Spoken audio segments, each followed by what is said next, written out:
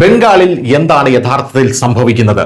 ബംഗാളിൽ കഴിഞ്ഞ ദിവസം പോളിംഗ് ശതമാനം 92% കടന്ന, അതായത് ആദ്യഘട്ടത്തിലെ പോളിംഗ് ശതമാനം 92% കടന്ന സാഹചര്യത്തിൽ കേന്ദ്ര ആഭ്യന്തരമന്ത്രിയായിട്ടുള്ള അമിത്ഷായുടെ ഒരു വമ്പൻ താക്കീത് ബംഗാളിലെ TMCയുടെ ഗുണ്ടകൾക്ക് വന്നിരിക്കുകയാണ്. TMCയുടെ ഗുണ്ടകളോട് അമിത്ഷാ പറയാനുണ്ടായ ആ സാഹചര്യം എന്താണ്? കഴിഞ്ഞ ദിവസം ഒരു വീഡിയോ പുറത്തു വന്നിരുന്നു. വ്യാപകമായിട്ടുള്ള സംഘർഷമാണ് ബംഗാളിൽ ഉണ്ടായത്. ബംഗാളിൽ BJPയുടെ സ്ഥാനാർത്ഥിയെ അവിടെ TMCയുടെ ഗുണ്ടകൾ വലിയ രീതിയിൽ ആക്രമിക്കുന്ന കാഴ്ചയാണ് നമുക്ക് കാണാനായിട്ട് സാധിച്ചത്. പക്ഷെ മലയാള മാധ്യമങ്ങളെല്ലാം അത് റിപ്പോർട്ട് ചെയ്തത് BJP സ്ഥാനാർത്ഥിയെ അവിടെയുള്ള ജനങ്ങൾ തല്ലി ഓടിച്ചു എന്നുള്ള രീതിയിലാണ്. ഇത് ജനാധിപത്യപരമായിട്ടുള്ള ഒരു രീതിയാണോ? എല്ലാ സ്ഥലത്തും ജനാധിപത്യത്തെ അട്ടിമറിക്കുന്നതും വോട്ട് ജോലി നടത്തുന്നതും BJP ആണ് എന്ന് പറയുന്ന മലയാള മാധ്യമങ്ങൾ കഴിഞ്ഞ ദിവസം ഈ വാർത്ത കണ്ടില്ല എന്ന് നടിക്കുകയായിരുന്നു.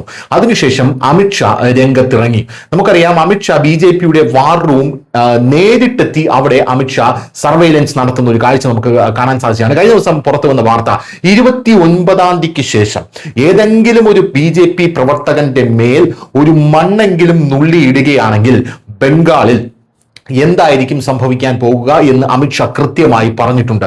ഞങ്ങളുടെ പ്രവർത്തകർക്ക് മേൽ എന്തെങ്കിലും ഒരു ആക്രമണമോ അല്ലെങ്കിൽ ഒരു നുള്ളു മണ്ണെങ്കിലും അവരുടെ ദേഹത്ത് വീണ് കഴിഞ്ഞാൽ അതിന്റെ മറുപടി 5-ാം തീയതി നിങ്ങൾ അറിയും എന്നാണ് അമിത്ഷാ കൃത്യമായി TMCയുടെ ഗുണ്ടകൾക്ക് അവിടെ താക്കീത് നൽകിയത്. പോരാത്തതിന് അമിത്ഷാ ഒരു കാര്യം കൂടെ പറഞ്ഞു, ഇലക്ഷൻ റിസൾട്ട് വന്നു കഴിഞ്ഞ ശേഷവും ഞാൻ ഇവിടെ എത്തുന്നതാണ്, അതിനുശേഷവും ഞാൻ ഇവിടെ ക്യാമ്പ് ചെയ്യുന്നതാണ്. ആ ക്യാമ്പ് ചെയ്യുമ്പോൾ അതിന്റെ ചൂട് എത്രത്തോളം ഉണ്ട് എന്ന് ഇവിടെയുള്ള ഗുണ്ടകൾ അറിയാൻ പോകുന്നതേ ഉള്ളൂ. എന്തോ ഉറപ്പിച്ച മട്ടിൽ തന്നെയാണ് അമിത്ഷാ ഇത് പറഞ്ഞിരിക്കുന്നത് എന്നുള്ള കാര്യത്തിൽ യാതൊരുവിധ സംശയവുമില്ല. കാരണം ബംഗാളിൽ കഴിഞ്ഞ ദിവസം 92% പോളിംഗ് വന്നപ്പോൾ തന്നെ BJP ഈ 156 സീറ്റുകളിൽ 105 മുതൽ 106 സീറ്റുകൾ വരെ നേടും എന്നുള്ള രീതിയിൽ രാഷ്ട്രീയ നിരീക്ഷകർ അവിടെ വലിയ രീതിയിലുള്ള പ്രവചനമടക്കം നടത്തിയിരുന്നു. News desk news Malayalam.